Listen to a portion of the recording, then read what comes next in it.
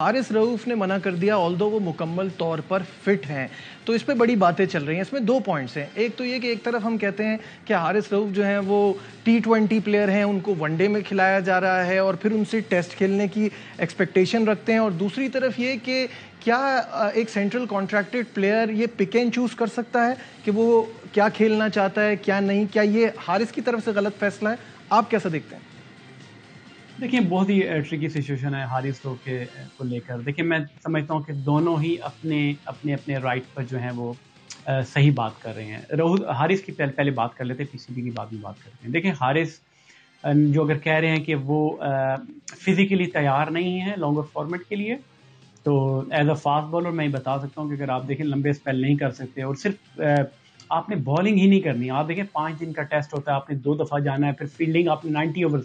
देखिए, हमारे डोमेस्टिक में अब यहाँ पे जो मौसम जिस तरीके से चल रहा था, आपके 60-70 ओवर मुश्किल से होते थे वो पूरे। तो वहाँ आपको 90 ओवर हार्ड सर्फेसिस पे, वो ग्राउंड्स पे आपको और हार्ड पिचेस पे आपको बॉलिंग करनी पड़ती है। तो वो उसको देखते हुए मेरे ख्याल से, और देखो उन्होंने फर्स्ट क्लास भी नहीं खेली, रिसेंटली टेस्ट भी नहीं खेला, तो बहुत सारी चीज़ें एज अ फास्ट बॉलर वो अपने तौर पे सही कह रहे हैं।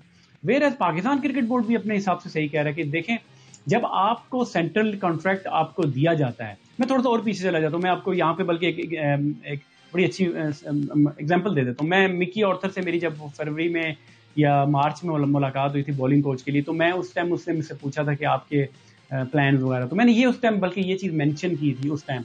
मेरे ख्याल से लोगों के जहन में उस टाइम था भी नहीं कि ऑस्ट्रेलिया सीरीज़ आपकी दिसंबर में आ रही है, तो अगर मुझे अपॉर्चुनिटी मिलेगी तो मैं अभी से उन बॉलर्स को तैयार करूंगा कि जो जाके अगले जो ऑस्ट्रेलिया जब जाएंगे तो उसके लिए मेंटली फिजिकली वो स्किल वाइज वो तैयार होंगे। तो ये चीज़ मेरे जहन में उस टाइम थी, तो मुझे पता था कि ये चीज़ बाद में आके इशू होगा कि near neck of the time जब आपको डिसीजन करने पड़ेंगे, तो आपके बॉलर्स इतनी क्रिकेट खेल चुके हैं। पाकिस्तान तो चलो खेले ही खेले, उसके अलावा जो लीग्स हमारे फास्ट बॉलर्स ने खेली है, तो बाय द टाइम वो के लिए या जो ऑस्ट्रेलिया टूर के लिए आएंगे तो आपके पास बॉलर मौजूद नहीं होंगे।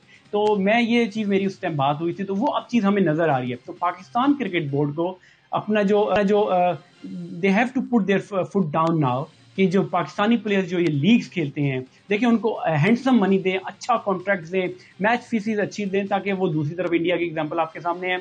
ऑस्ट्रेलियन भी अपने लड़कों को पैसा देते हैं, मगर उसके अलावा वो खुद भी डिसाइड करते हैं, कम इन मिचेल स्टार्क को, जितने भी ये बॉलर, इवन एडम जैम्पा ने लीग IPL का कॉन्ट्रैक्ट छोड़ा सिर्फ इसलिए कि अपने आप को अवेलेबल रखा अपने नेशनल टीम के लिए। तो पाकिस्तान टीम को यहाँ पे डिसाइड करना पड़ेगा कि अपने प्लेयर्स को कि वो फुली अवेलेबल हों और अपनी पाकिस्तान क्रिकेट की प्रायोरिटी दें, जो कॉन्ट्रैक्टेड प्लेयर्स हों। जो अगर लीग्स को अगर तरजीह देते हैं तो आप उनको फिर कॉन्ट्रैक्ट ना दें, उनको छोड़ दें, और फिर उनको जब आपको जरूरत हो तो आप उनको बुलाएं और वो अवेलेबल हो रहा है। I agree completely.